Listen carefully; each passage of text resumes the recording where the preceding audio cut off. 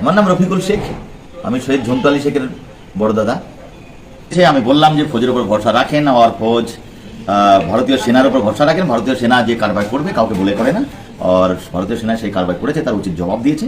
আর আমি বারবার এই কথা বলেছিলাম যে ভারতীয় সেনা বদলা নিতে থাকবে, হ্যাঁ, আর নিয়েছে। তার জন্য আমি খুবই খুশি।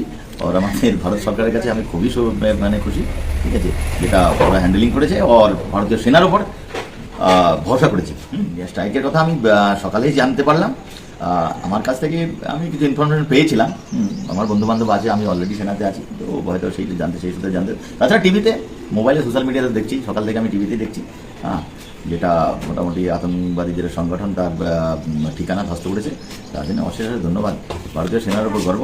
আর আমি নিজে সৈনিক বলে নয়, পুরো ভারতীয় সেনার উপর খুব গর্বিত মেসেজ করছে। হ্যাঁ, আমি এখনই আমি শুধু ভাইয়ের জন্যই এসেছিলাম, আর ভাইয়ের কিছু কাজের জন্য কিছু ডকুমেন্টেশন ছিল। তারপরে যখন আমি 24 ঘন্টা এনি টাইম তৈরি আছি, যখনই বলবেন তখনই হুকুম বললে চলে যাবো, আমি তার জন্যই বসে আছি।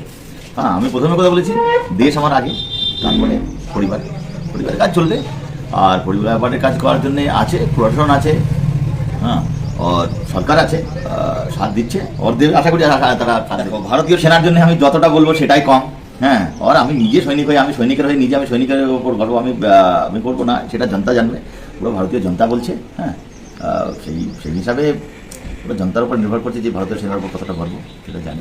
আমার পুরো পরিবার খুশি, হ্যাঁ, পুরো গ্রামের লোক খুশি, পুরো বাংলার লোক খুশি, পুরো ভারতীয়, হ্যাঁ, পুরা যে পেহেলগামে হামলা যেটা হয়েছিল, যেটা মাসুম লোকদের মেরেছিল, হ্যাঁ, পর্যটকদের যে হামলা হয়েছিল, তাদের বদলা এটা।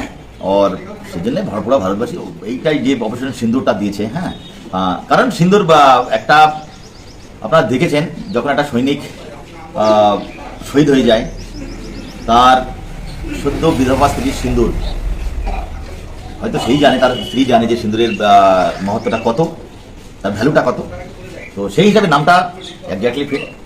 আর অপারেশন সিন্দুর আমি চাই যে আমি নিজেই, আমার সদ্য আমার ভাই শহীদ হয়েছেন, আর আমি যেটা মেসেজ করছি, যেটা আমি বুঝতে পারছি, হয়তো খুব কম লোকে দেখবে, আর হয়তো যারা শহীদের স্ত্রী আছে, আত্মীয় স্বজন আছে, তাদের কাছে জিজ্ঞাসা করবেন, অবশ্যই বুঝতে পারবেন। আমি নিজে দেখছি, আমার ভাইয়ের স্ত্রীর দিকে দেখছি, যে সদ্য বিধবা শহীদের পত্নী, তো সে ভাষায় প্রকাশ করা যায় না। ওর নাম পারফেক্ট।